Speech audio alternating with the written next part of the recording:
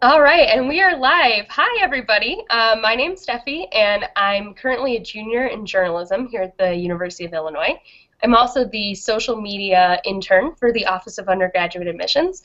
Welcome to our live Google Hangout with April and Vern. Just a little bit of housekeeping stuff at first. Part of why we decided to use Google Hangouts for this is because that way you guys can interact with us live and get your specific questions answered. So if you want to ask a question, hopefully you should have this toolbar on the left-hand side, and there should be like a little blue talking bubble that says Q&A. If you click on that, you can see the other questions that people are asking. And if you have the same question as somebody or you really like what somebody else is asking, you can vote for it by clicking on the +1. Or if you want to ask your own question, there should be like a box for you to write in your own questions at the bottom, and we will try and get to as many as we possibly can. So yeah, a little bit about me. I told you I'm a junior in journalism. Aside from working here, I also work for the Daily Illini, which is the independent student newspaper here on campus. I'm part of a service fraternity, and I'm an active member at Illini Hillel. So if you have any questions about College of Media, student media on campus, service on campus, those are kind of my areas of expertise. But I'm happy to answer any questions about my housing experience, campus life, anything like that. So yeah, April and Vern, do you want to say a little bit about yourselves? I mean, people hopefully have gotten to know you through the YouTube series over this past year. Sure. I guess I'll go first. Hi, everyone. I'm April Ponte. I'm one of the admissions counselors at the University of Illinois, and you might know me from the April and Vern show, as mentioned. I primarily recruit in the Chicagoland area, so I might be your specific admissions counselor, but I'm always happy to answer questions from anybody. Yay! Hi, guys. My name is Veronica, and I'm an admissions counselor at the University of Illinois. I've been doing this for several years now. I do primarily recruit in the California area, so I do Silicon Valley, Portland, up through kind of Seattle and Washington area. So that's a lot of fun. So if I'm anybody's admissions counselor, say hello. Otherwise, I'm happy to talk to anybody else, and I'm super pumped to answer your guys' questions today. Alrighty. So why don't we kick it off? Let's see. I don't know, April and Vern, why don't you guys just talk a little bit? What's your favorite thing about being an admissions counselor here at Illinois? And working with admitted students, prospective students? That's a big question. I mean, just in general, I love working with the students. I work with both freshmen and transfer students, so every student situation is a little bit different, so I love learning about students' backgrounds, where they're coming from, learning their own particular situations, and really just finding out, what's going to be the best fit for them. So some students have no idea what they want to do, and some students have an idea but not sure if it's the best fit. So I really like when I feel like I can be helpful to expose them to new avenues on our campus. For me, I really love to travel, and I love to see students in their own element and see their high schools and see kind of what they do away from campus. And then on campus, my favorite thing is when the students come to visit and I sit down and have a walk-in appointment with them and talk to them about how their day's going and what they're seeing on campus and what they're liking about it and how that kind of all fits with bigger picture and what they're wanting to do. Kind of along the same lines as April, I really love helping students find out if Illinois is a good fit for them. I think Illinois is a great university overall, but it's only a great university for you if it fits your needs. So I like to help students find out really what's going to work for them on campus. I think that, for me, that's a lot of fun. I like that. Cool. Well, I'm super excited. I'm seeing we have a lot of questions and a lot of votes so far. So let's get to some of our viewers' questions. The top one we've got right now, and hopefully it should show up to you guys. We're currently answering a question from Lydia McSwain, excuse me. She wants to know, what is the job placement rate after graduation? So very forward-thinking question. Yeah, April, do you want to start or do you want me to? Sure, I can. So I know that the last statistic that we had was about 67% of our seniors did find a job within 6 months of graduating, and about half of those students found a job before they even graduated. So very good odds. The university is really great in providing a ton of resources for you so that you are successful in finding a job, and then I'll let Vern talk about that as well. Yeah, so a lot of our students are very actively recruited early on while they're on our campus, and that happens in a lot of forms. One way that happens is in terms of internship opportunities, so that's a great way to kind of build your professional network. But we have a lot of great career fairs on campus. The Career Center on our campus is super active, and they're awesome. I would encourage you guys to start talking to them freshman year. They do resume critiques and mock interviews, and they really help to put you in touch with organizations that kind of align with what your interests are professionally and academically, which I think is really helpful. And I've talked to them, and they've just been phenomenal. They've answered all my questions really well, which is great. Some of the colleges also have their own career centers too, so you have like many different places you can go, and like I know the College of Business has their own career services center, so they're very instrumental in helping students within the College of Business, also giving tips to those outside of the College of Business that might be looking for a business-related career path. So just a lot of different places that you can go to. And a lot of that comes too, like typically students who are well involved on campus do better in terms of their job search just because they've developed a cornucopia of experiences, if you will. And so on our campus we have over 1,200 student organizations. Those range in terms of a variety of interests. So that can be in terms of Greek organizations, we do have those on campus, but only about 25% of our students do choose to participate in the Greek system, and about 75% of our students do not. And there are a lot of great ways to get involved. The average student on campus is actively involved in between 3 and 5 organizations. And so those range from academic organizations, honors groups, philanthropic groups, things that students do that are kind of random and weird just for fun. We've got a slackline club. They have a lot of fun on the quad. The adventure club, the cycling club, those are all really cool. Great ways to get involved and develop leadership and kind of stumble upon other experiences that will help you in the job search process.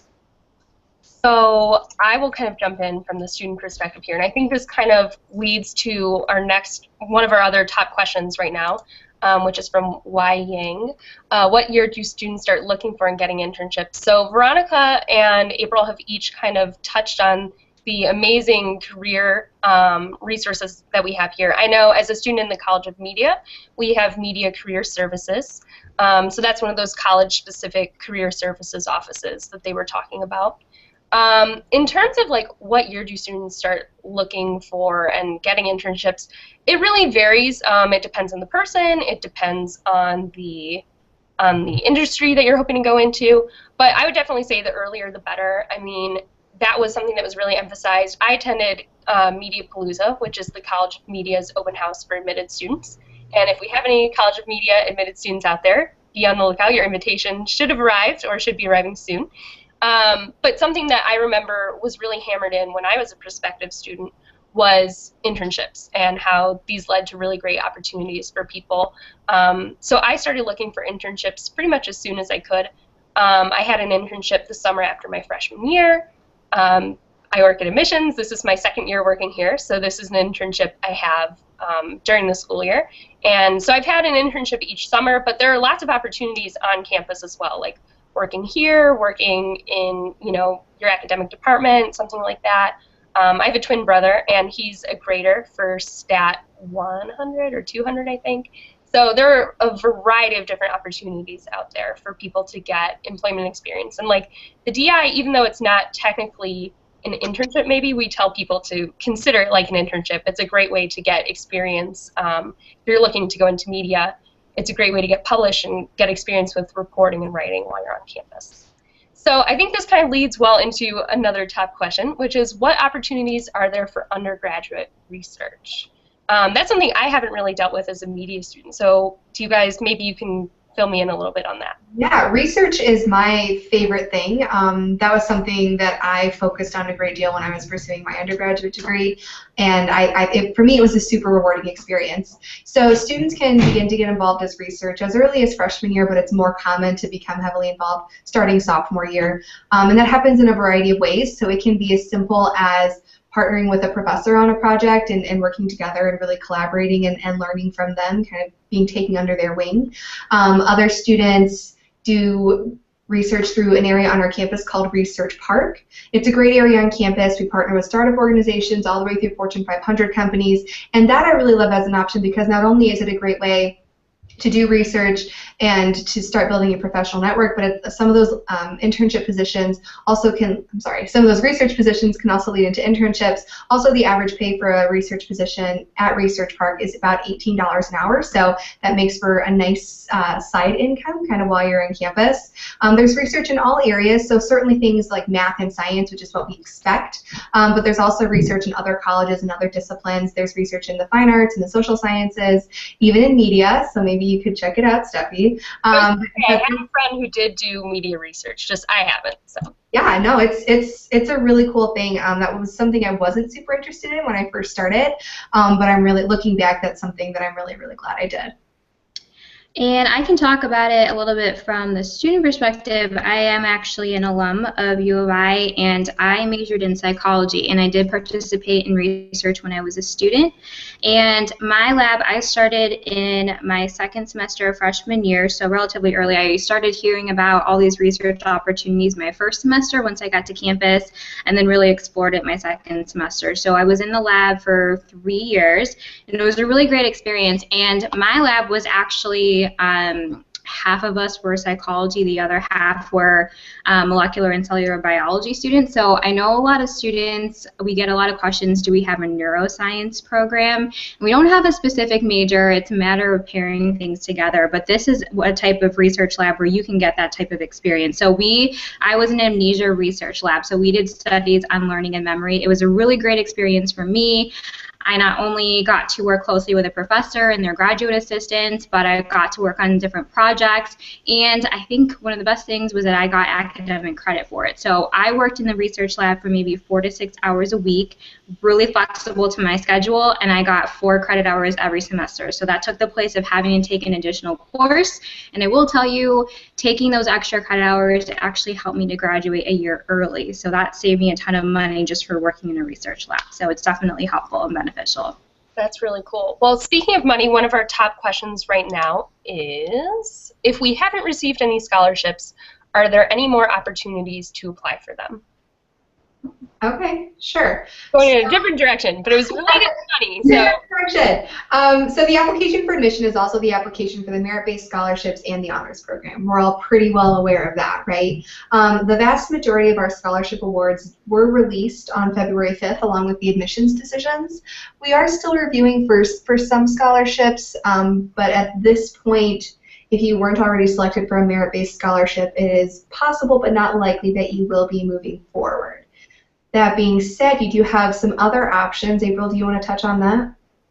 Sure. So basically, there's other options of, well, first I should talk about while you're still preparing to come to college. We are always encouraging students, and I think that your high school counselors, other universities will encourage you to apply for outside scholarships. So there's scholarships out there that go unawarded every year because nobody applies to them. So sometimes all you need to do is apply, submit the application. I would start by doing some online searches. I know everyone knows about, or maybe you don't know about, like fastweb.com, scholarships.com. Look for those types of search engines for scholarships. Make sure that it is a legitimate website. So check with like a high school counselor. You can also check with us. We're happy to tell you, if we would think it would be a good site to look at. And then I also recommend talking to your high school counselors because there's typically local scholarships in your area, just from even small businesses where they're giving out, $1,000 there, maybe $2,000, which in relative to like a tuition amount may not seem like a lot, but we'll stack them. So they're stackable. You can add all of them together, and every little bit helps. So it really will bring down the cost of your tuition.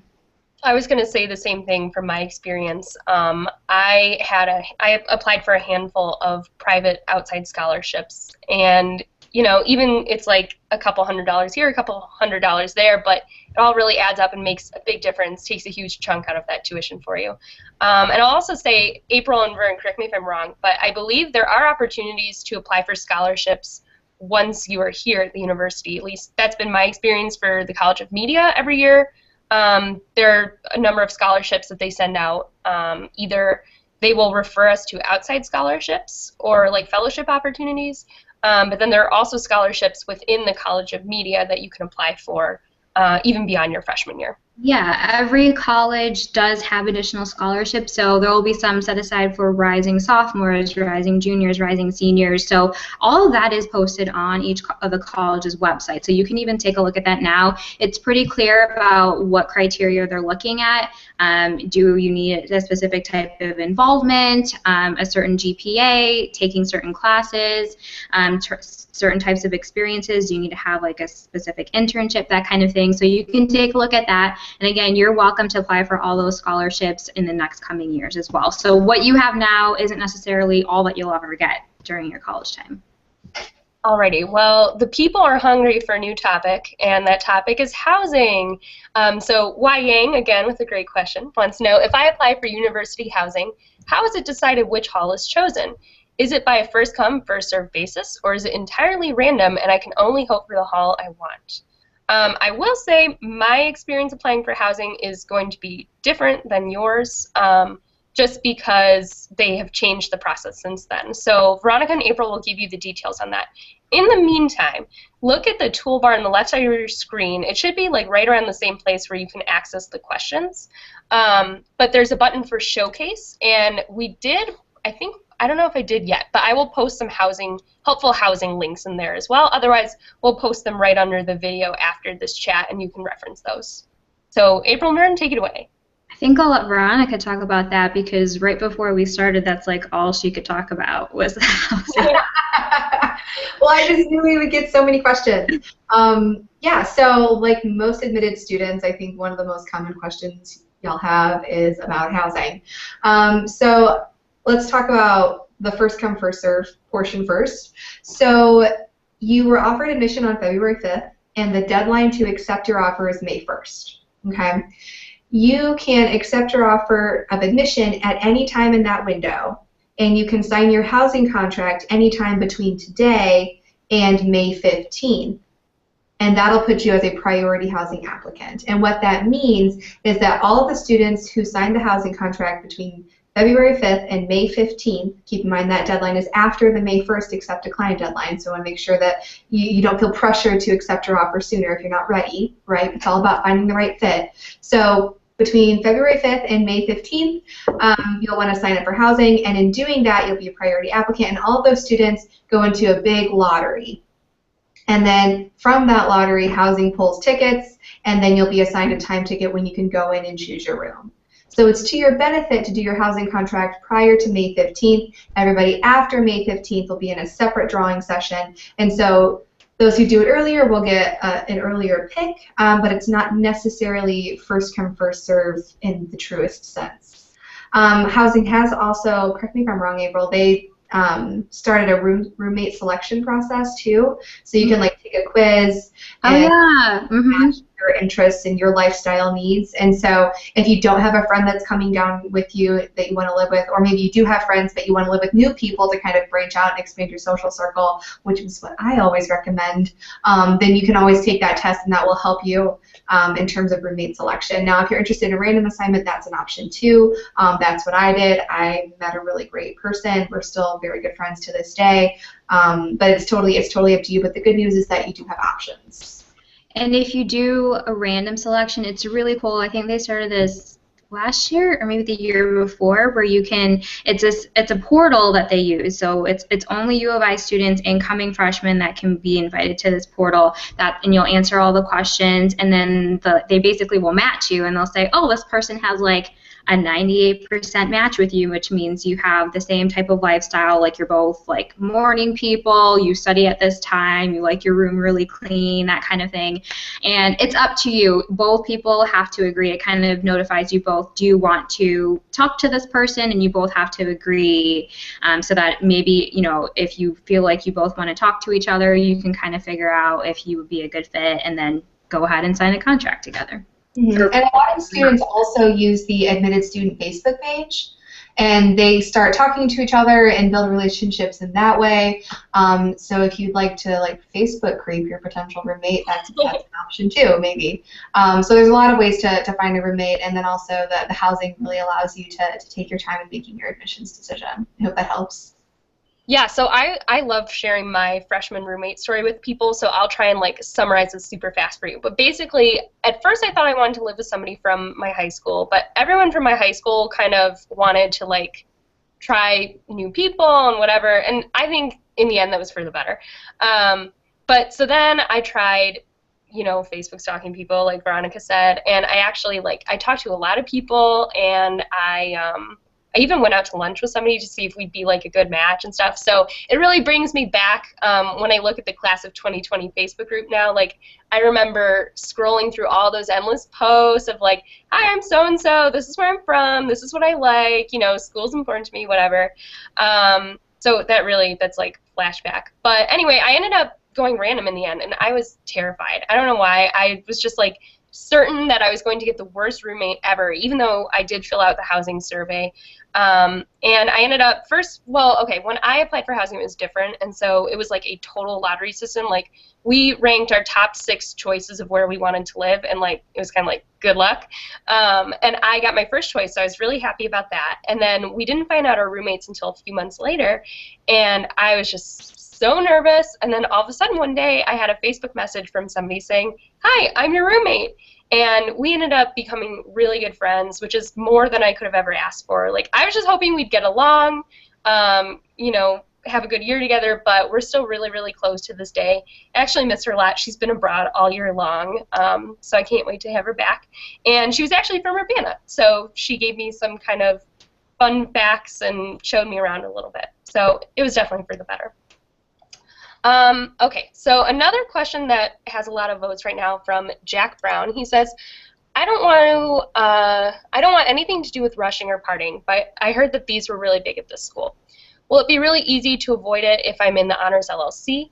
Also, are there a lot of physics majors? So I kind of want to go back to something that Veronica said earlier.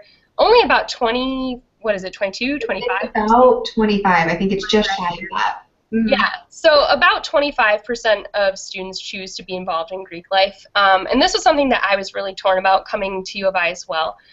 Even up until the night before rush, formal sorority rush for the girls, I couldn't decide. But personally, I decided not to do it, and I think it's been one of the best decisions for me. My opinion is that Greek life is there if you want it, and for some people it really makes their college experience, but it's not for everyone, and so that's up to you if you want to be part of it. I've had a really fulfilling and fun time at U of I without that. There's so many other ways to get involved. I don't know if we mentioned this earlier, but there are more than 1,400 RSOs, and you will get to see and experience all of them on Quad Day, which is my absolute favorite day of the year, besides the day that you all found out that you were because that was really fun. But yeah, I would say, don't worry about that. You're not going to feel left out. That's what I was worried about too. Is everybody going to be in a fraternity or sorority? But I've made a lot of friends outside of that as well. I was not. Oh, sorry. Go ahead. So like I mentioned before, the average person is actively involved in between 3 and 5 organizations. So there's a lot of like cross-pollination, maybe. I don't know if that's the right term or if that's weird, but there's a lot of crossing. It's not like there's this very defined line between you're either a part of a Greek organization or you're not. I feel like there's a lot of integration that happens in terms of being involved in a variety of ways, and I think that helps students to kind of break those social barriers. So I don't think that students feel left out or have a bad experience, whether they are or are not in a Greek organization. There's a lot of crossing. I have friends who are in it, I have friends who are not. And then something that I think a lot of people don't know coming here is that besides, I just call them, the social fraternities and sororities, there are also ones that are, specified for what you want to do. So, like I said, I'm in a service sorority, or fraternity, excuse me, because I really like doing service and getting out into the community and giving back. There are also business fraternities, medical fraternities, chemical fraternities, so there are a lot of options out there. And that's one of the nice things about being at a large campus is that it's a large school, but there's very many small communities, and everybody's just really welcoming and accepting of everybody. So you can be involved in the small community, whether it's in Greek life or not, and it'll still feel like home to you. So you'll never feel like you're left out of anything. Definitely. So talking a little bit, I don't know if this counts as like an activity necessarily, but Vanessa would like to know, what percentage of students study abroad? Ooh, that's a fun one. So when I first started here, it was about 25%, and now we've gone up to about a third. So about approximately 33% of our students do study abroad. We have over 400 programs in 60 different countries. That to me is a lot of fun. You can go for a whole semester, you can go for a year, you can go for a few weeks. There's a lot of really, really cool programs. April, do you have things to add to that? So if you are looking to study abroad, we have a study abroad office for everybody on our campus, and same with like the career centers. Some of the colleges also have their own study abroad offices as well. So basically, as soon as you know you want to study abroad, I would probably just check in with that office, let them know, what do I need to do, when should I start preparing. Typically, they'll say, within like a semester to a year before you plan your trip to start. They'll give you kind of a list of things you need to do. If there's any like immunizations you need to get, if you need to plan your schedule to make sure courses are transferring back to Illinois, that kind of thing. You won't be alone in the process though. That's what the advisors are there for, and you'll work with a study abroad advisor to plan the actual trip. You'll also work with your academic advisor to make sure that you're taking the appropriate classes, that you're staying on track with what you need for your degree as well. So you'll have assistance in that area. And again, that's open to anybody. Anybody can study abroad. There are some types of programs out there. Again, this is like what I know now that I wish I knew then. So I'm very much a homebody, and even a semester abroad was kind of intimidating to me. But there are a lot of like really short-term options out there as well. This will be my second time traveling abroad with the university. I don't know if this necessarily qualifies. There are some programs that are faculty-led, which means my roommate last year did one of those. She took a class in the spring semester. It was about food branding in Italy. So amazing trip. So all of spring semester they learned about food branding in Italy, I guess. And then they went to Rome, I think it was for 2 weeks, and ate their way through Rome pretty much. I went on a spring break trip my freshman year, and then I'm going again this year. My freshman year I went to Belgium, and this year we are going to London, and those 2 trips were offered through the College of Media James Scholars Program. So like I said, there are lots of short-term opportunities out there as well. I think might be a little lesser known, so I wanted to give a shout out to those. Oh, one last thing I wanted to add, it is affordable too. So the advisors will try to pick a program where you can also apply for financial aid opportunities and scholarships that are specific to your trip. So oftentimes they'll make sure to find something that is going to be about the same cost as if you were on our campus during that time, or even cheaper. So definitely can make that work for you. Yeah, and the trip that I went on, I think this year as well, but definitely freshman year, the college helped subsidize it, which was really, really nice. Alrighty, Lydia McSwain, excuse me, with another good question. I'm looking to visit UIUC. Could you explain the difference between each visit day option, like student admitted days, orange and blue days? I know we've got some college open houses coming up in a little under a month, so if you guys want to jump into those. Vern, that was your Okay, so there's a lot of ways you can visit campus. So the one that you guys would probably be most interested in at this point would be either an admitted student visit or an admitted student day. And so those visits are very similar. The major difference is scale. So an admitted student visit is at max about 200 people. That's the number of people that our presentation auditorium can hold that we use for that particular event. An admitted student day is much larger. That's based out of the Illini Union, and that event can consist of approximately 900 people. And so I guess the biggest difference between those two would be if you're wanting more personal attention from a department, or if you're wanting a smaller tour group, or if you're wanting to be a part of a smaller presentation. That's totally up to you. The information is largely the same. Now, kind of a similar thing with the prospective student visit and the orange and blue day. Those are designed for prospective students, and you can still attend those at this point, but the information will be a little bit redundant for where you are in the admissions process. So the prospective student visit is smaller, again about 200 people. Orange and blue day, much larger, again about 900 people. And the biggest difference between the admitted programs and the prospective program in the Orange and Blue Day is the nature of the presentation and the nature of the information that's going to be shared. So the admitted ones are obviously geared towards admitted students. The prospective visit and the Orange and Blue Day are geared towards students who have not yet applied or been admitted to Illinois. I think that sums it up pretty good.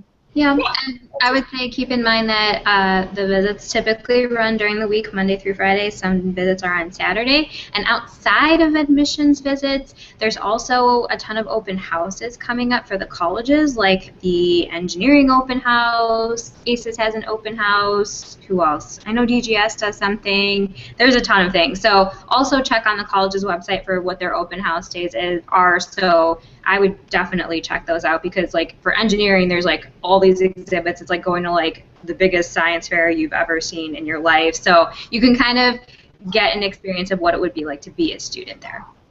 It's super fun. I go to the Tesla Coil concert at that every year.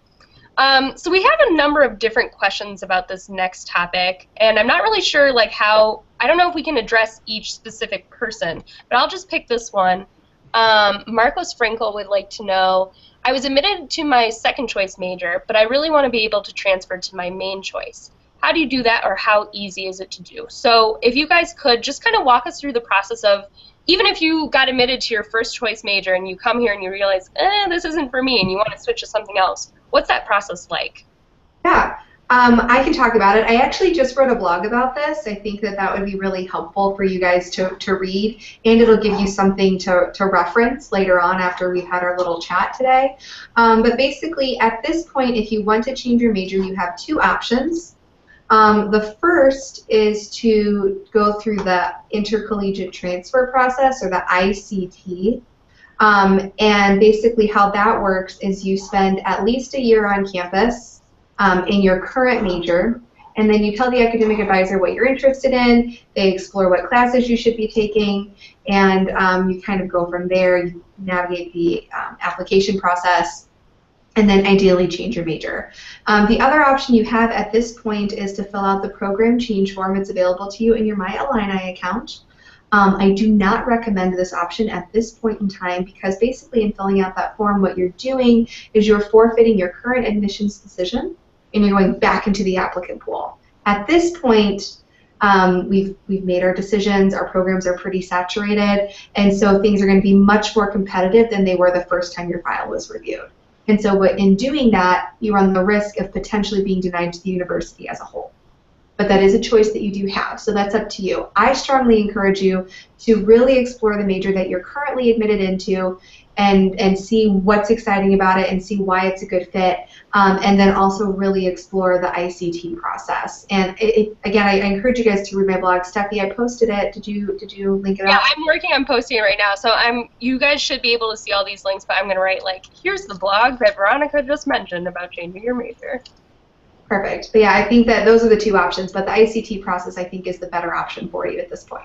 I agree, and if anybody is thinking about appealing or doing the program change back into the original major, please talk to us first because we will be upfront honest with you if we would actually encourage that. So if it's likely that it's not going to be successful, which I can tell you most of the times it's not, we will tell you whether or not we would encourage it so that we don't want you to lose that admission from us. We don't want you to give that up. That sounds scary. I didn't even know, like, that's how it worked. Ooh, that sounds scary. I would not go back into the pool. Listen to April and Vern. All right, so as long as we're on the topic of majors, Violet Zhang has a couple questions actually. And again, we might not address you specifically, Violet, but hopefully the information we give you will be helpful. How many majors can I study? If I choose 2 majors, is the tuition, like, does your tuition go up? And the last one is, I was admitted to CAS, and can I study new media in another college? I'm not quite sure about that last part, but why don't you guys let us know about, double majoring, dual degreeing. I know that's something my brother has been learning about this past year. So what are your options? Yeah. April, you want to start? Yeah, so it's definitely possible to do a double major. Some students look into like triple majoring. Some students will do like a minor or do like a double major and a minor. So there's a lot of different ways to combine curriculum on our campus. Really the key thing to know is we can only admit you and start you in one program.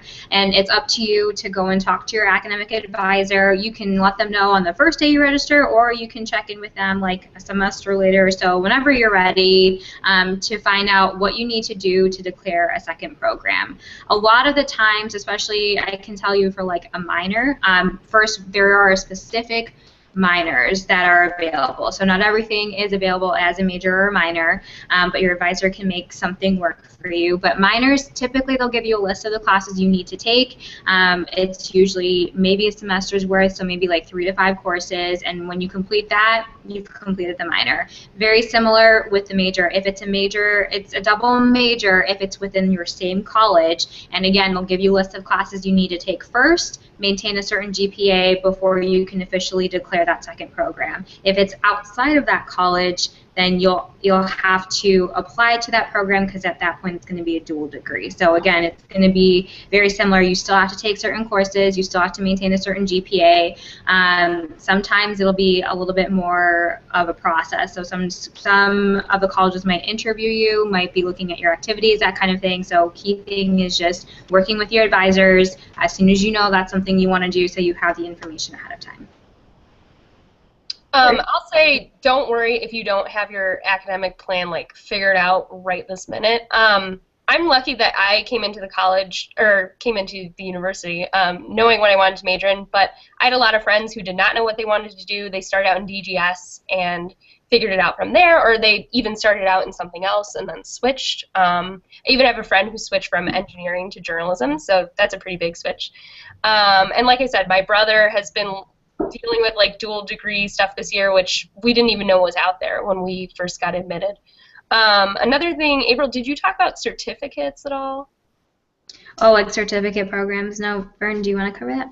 Yeah, so in addition to earning a secondary major, potentially a secondary bachelor's degree, and a major-minor combination, you also have the option to earn some certificates on campus. The two that come to mind for me right now are the leadership certificate and the PR certificate. And so those are really popular. They're really neat. I personally am very partial to the leadership certificate. That's something that's pretty unique to the University of Illinois.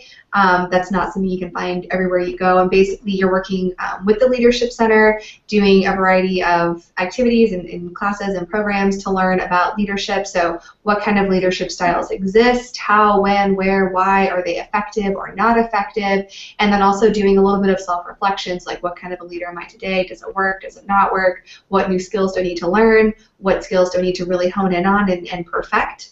And I just think that that's really valuable. The PR certificate is great too. I believe, is that through the College of Liberal Arts and Sciences? Through media, actually, which is why I wanted to touch that, because I'm doing the PR certificate, and I just thought it was a cool thing. So, because I wanted to study, I found, and that's another thing that you guys will realize too. Like, I came in, you know, knowing that I wanted to do journalism, and I thought I'd always had this dream of like working for the Chicago Tribune, you know, and like being a print reporter, but through the variety of different experiences that I've had here, now I have no idea what I want to do. But that's what college is about, is like figuring out who you are and what you're interested in and what you want to do. And I've just had a lot of really great exposure here through my classes, through this internship, other internships, the clubs I'm in. So you'll figure it out as you go along. You'll be fine. So now let's talk a little bit. This is like kind of campus life, I guess. Vanessa wants to know, do people go to Chicago often to experience city life, or is there a different way to experience city life? So I don't know. Let's talk a little bit about what is there to do in Champaign-Urbana. Because yes, Chicago is accessible, but like you're busy, you have class, you have homework, you might not be going there every weekend. So April and Vern, take it away. And you probably, like, you think we're close enough to Chicago and that you might want to visit all the time, but then you'll get to campus and you'll figure out, there's so many things that I want to do here. I don't even think I need to go outside of the campus town area. So when I was a student, and you guys can definitely chime in on this, I'm originally from the Chicagoland area, so I was always up here anyways. Being on campus, it's central Illinois, so it's definitely a different vibe on your way there, but once you get there, it's a true college town, tons of things to do. There really is no reason to leave. Number one, of course, as Steffi said, you've got your classes, you've got your homework, but then there's also the activities that you become involved in, and so sometimes you'll be doing that in the evening, sometimes there's events within your activities on the weekends that you take part of, but then you can just spend time around campus. There's always different like special events, like concerts and like different like theater programs that you can go and see. And then there's also like little shops in the area. My favorite part is the food in the area. It's really like everything, any type of cuisine that you can imagine, we've got it on our campus. Like you could turn any corner and there's going to be a place for you to go and eat and try some new food. So that's my favorite part of it all, is like everything is right there. There's really nothing else that you need outside of the campus world. Yeah, I think that if you ask different people, you're going to get totally different answers. I love that it's very close to Chicago. It's like 2.5 hours, maybe 3, depending on traffic. I love that it's accessible. I love that if there's concerts or events happening there, that I could go there and it could be a day trip, and it's very easy to do that. That being said, I really don't go often. I spend a lot of time here. What I love about the Champaign-Urbana area is that there are very distinct communities and cultures that have very different vibes, and so like going to different areas here in Champaign-Urbana, they feel very, very different. So like Campus Town, which is kind of surrounding like the middle to north end of campus, Green Street, that has kind of your typical Big Ten college town vibe, and it's a really cool space, and there's a lot of great things happening there.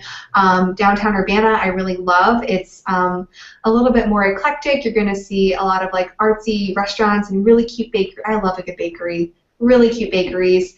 There's one that just opened, Hopscotch. I'm dying to go. Their Facebook page is adorable. And then downtown Champaign, that's where I really love to go. It has a really great live music scene, very jazz inspired, that I really like. A lot of good patios with those little string lights. I think that that's really fun. And I just find that there's such a good balance that while these urban areas are nearby and very accessible, I really don't find a need to go very often. Gotcha. And in the summer, or not even just the summer, there's a ton of festivals in the area too. And like we have there's like Taste of Chicago, we have like Taste of Champaign, we have the Sweet Corn Festival, which is similar, but there's also like tons of sweet corn. I don't know if you like sweet corn, but this sweet corn is really good.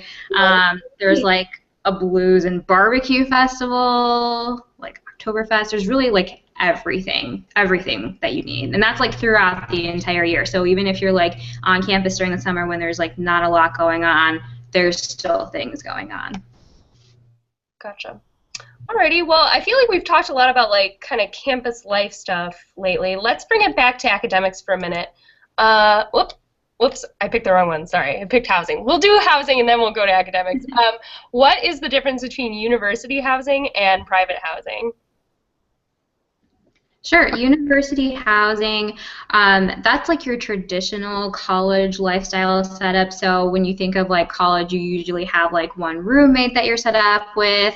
It's like community style bathroom often. You're eating in the dining halls.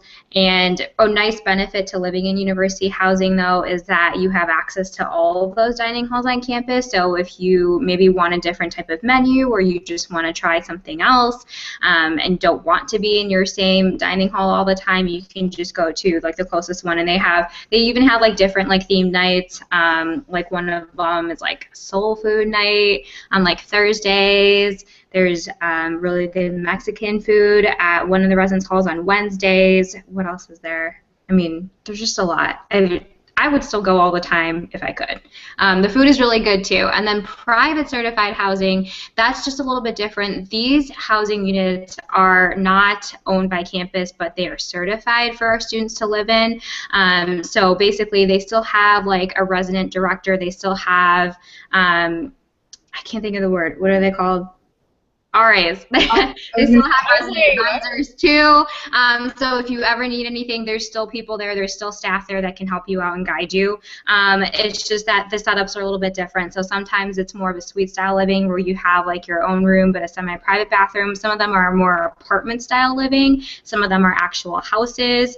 And sometimes it's a little bit more costly to live in private certified housing because they have those additional setups. They have additional amenities as well. Some of them have their own swimming pools. Some of them have movie theaters. Some of them have their own cleaning services. So if you haven't yet mastered cleaning your room, maybe you want to think about that as an option. But so the cost is going to be a little bit different. And typically, and you're pretty much restricted to eating in that dining hall for private certified housing. But it comes down to what is your lifestyle, what types of accommodations do you need, what types of amenities, and we will have something there for you. I was going to say the dining thing, that is a big advantage to university housing. I lived in university housing and I absolutely loved it, and like April, I miss it sometimes. I'm in an apartment now, but I definitely miss like the community feel of the residence halls, like just coming home and all your friends live there. The dining hall thing was nice for me too because you never quite know. I mean, you will eventually, but like as an incoming freshman, you're not going to know exactly where your classes are probably. You're not going to be super familiar. And so you might have a class that's really far away and you don't have time to go all the way home and back to eat lunch in the middle of the day. The nice thing about the university housing is that you can eat at any dining hall on campus. And so if you happen to if you live in like the Eikenberry Commons, which is in Champaign, but you need to be over on the Urbana side of the quad for class, you can go and eat at UC Evans or you can eat at ISR. And it's nice too because if you make friends who live in other residence halls, you can each go to each other's places. We always would go to late night or breakfast for dinner. Those were really fun, stir-fry nights. Whereas your private certified friends, I mean, you can swipe them in. I never went to a private certified residence hall to eat, but I just like that you can exchange really easily and kind of go back and forth. So kind of going off of that, Laura wants to know, when do I choose my classes and how many students will be in my classes? So let's talk a little bit about kind of what that registration process is like and what your classes will be like as a first-year student. Vern? Okay, so summer registration is my favorite topic in the whole world. Basically, how it works.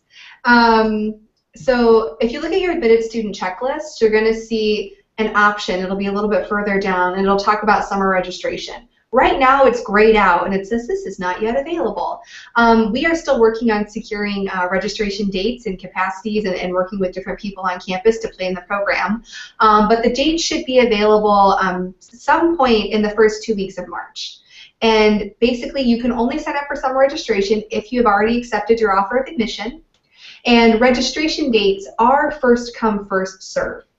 So that is a little bit of a, if you're wanting motivation to accept your offer early, signing up for summer registration is it. And so basically what happens is you sign up for summer registration starting in March, and the program happens in June. And so if you live within 500 miles of this campus, you will be required to come to campus in person for that summer registration program. It's a day-long program, and you come, you meet with your academic advisor, we give you lunch, you meet some of your future classmates, you just kind of hang out and get a feel for what things are going to be like on campus. When you leave that day, you will have your schedule for the fall. If you live outside of 500 miles of campus, then at that point you are able to do registration online. You meet with your academic advisor, you leave that appointment with a schedule again for the fall. And so it kind of depends where you live in terms of what your summer registration experience will be. But either way, it's going to be during the month of June, maybe the first week of July. It kind of depends on how quickly we're able to get everybody done. But it's a really fun program, and I think that students, it helps them kind of acclimate to campus. Summer registration is not the same thing as new student orientation. New student orientation happens the first week that you're here in August. And that's called the Welcome Week. Or is it Welcome Week or Week of Welcome? Welcome Week. Welcome Week. Yes, okay. So that happens during that first week that you're here in August, and that's when you're really working to get oriented to campus. But summer registration is very like, let's sit down and get you a schedule for the fall. Yeah, I love talking about this stuff too because I still remember what my summer registration day was like. My advisor, she talked to like two students at a time, so it was me and another girl, and then we ended up becoming really great friends later on. Or I remember I lived in an LLC my freshman year, living learning community, and so they had tables set up for members of the different LLCs to sit together. And so I remember meeting people on my floor before we even moved in. And Welcome Week is absolutely one of my, I don't know, I love everything about U of I, but like it is one of my favorite things. It's so much fun.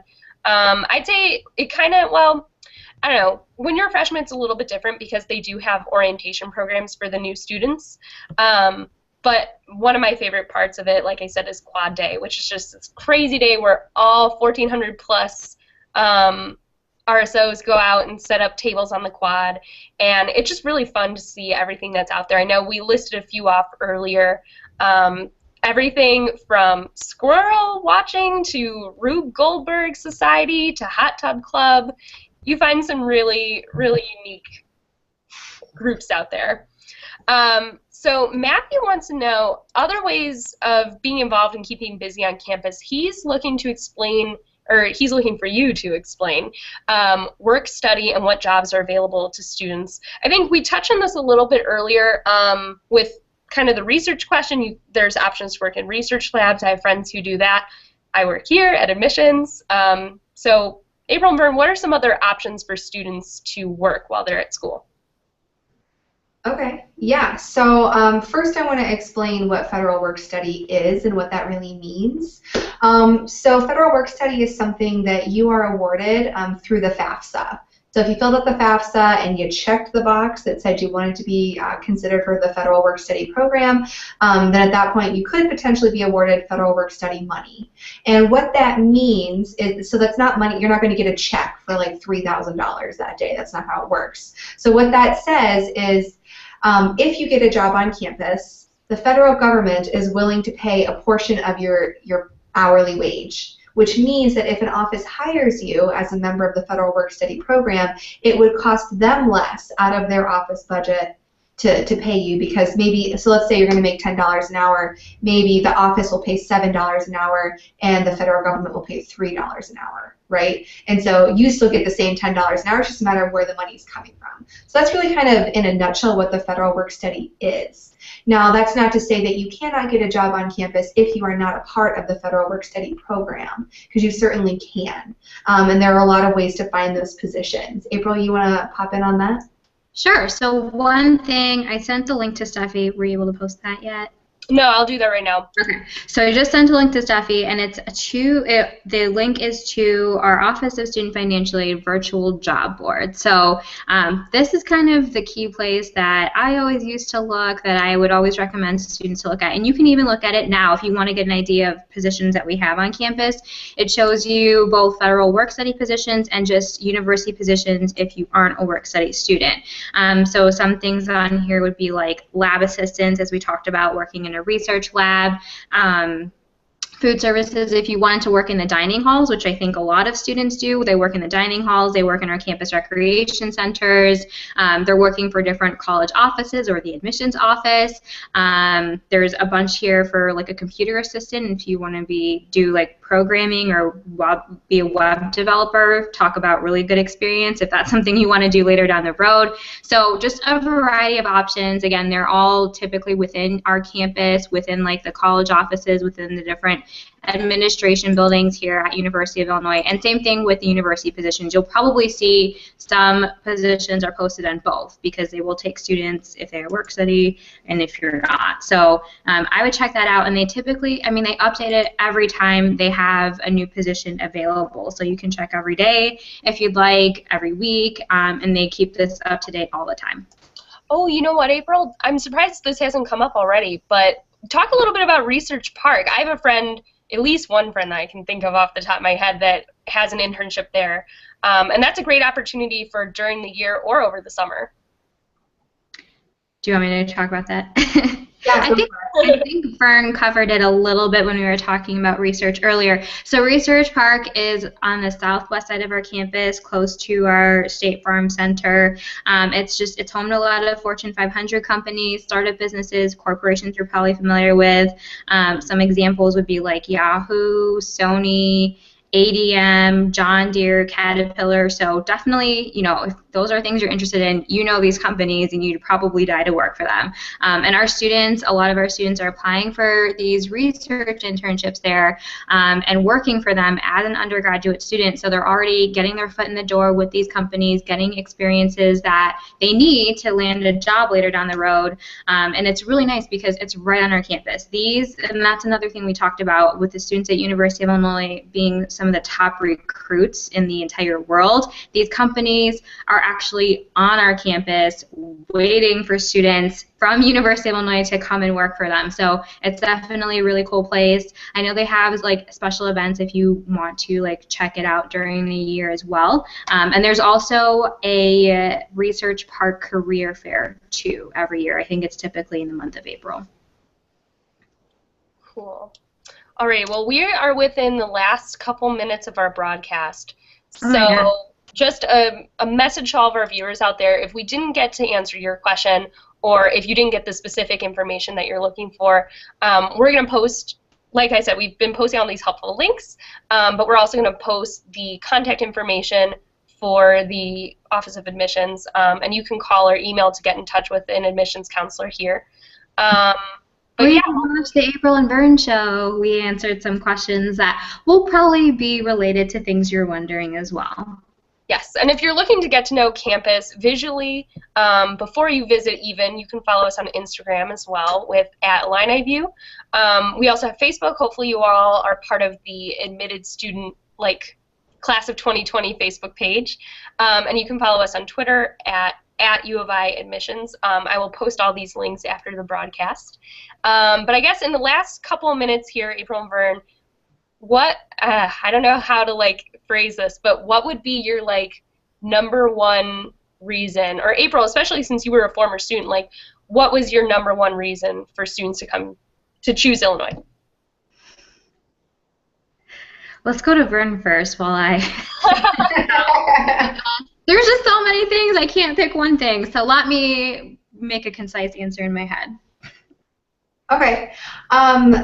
For me, I think the biggest reason to choose Illinois is the options. I don't know if you've noticed as we've been answering questions, every single question you've asked has had multiple answers, and the reason for that is because really no matter what you seek on campus, you're going to have a choice. So even housing, you can live in university or private certified, and then within each category there's 15 to 23 different options. Or majors, okay, we have over 150 different majors, but you're not going to do just one. The variety, a huge amount of our students combine them, and they even have the option to create their own major. In terms of food, there's so much food. April and I really love food. I don't know if you've noticed. And the people that you're going to spend time with, the professors are fantastic. I'm currently a graduate student on campus, and I've had nothing but good experiences, both in the classroom and in terms of working with them one-on-one. They've just been phenomenal. They're brilliant. And I think that kind of the options and the nature of the quality of the people that are going to be here, academically, personally, professionally, in my mind, there's not really another choice. Along with that, throw out another O word for you, would be the opportunities that is tied to University of Illinois. And that's both opportunities that happen after you graduate from U of I and also when you're still on campus. So, along with all those different things to do, the resources that we mentioned, you have opportunities. If you want to get better at your interview skills, that we have a resource here on campus for you to do mock interviews. If you want to improve your resume, somebody's going to help you with that. If you want to become the president of a specific club, you can do that here on our campus. You can start your own club. It's really easy. We give you all those opportunities to really build your resume, to build your experiences so that you can be successful later on.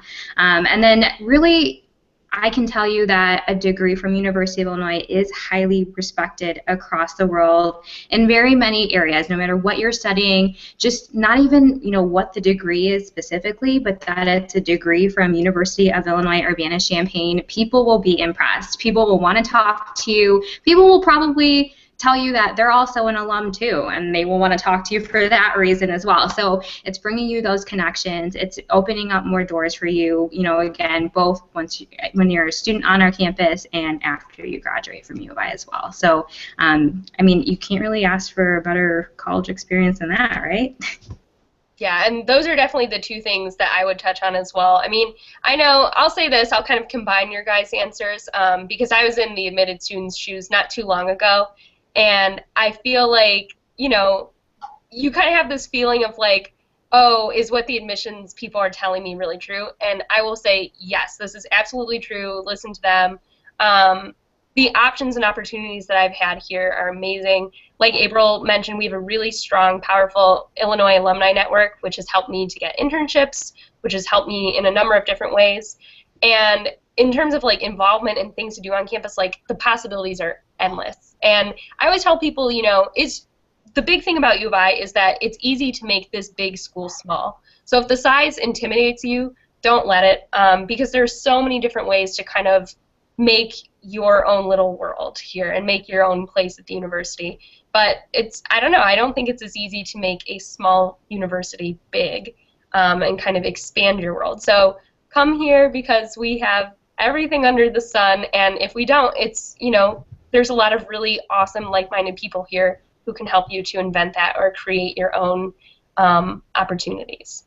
So like I said, we are just at the end of our broadcast now. We're going to post a lot of helpful links under the video. We're also going to post the admissions office's contact information if you have questions about your specific situation. I'm sorry we didn't get to everybody on the list. We could sit here and talk about Illinois for hours and hours and hours, and that's true too of like reasons to choose Illinois. We can just sit here and keep listing them. In fact, we did on this little website, which I will also post the link to, and it's just a bunch of different reasons to choose Illinois, and they're all fantastic. So yeah, I hope you guys have enjoyed this broadcast and found it really helpful. Thank you, April and Vern, for taking the time to field our admitted students' questions tonight. And we hope to see you guys on campus for visits super soon, visits and open houses, and then as freshmen in the fall. Good night. Bye. Thank you. Bye. Bye.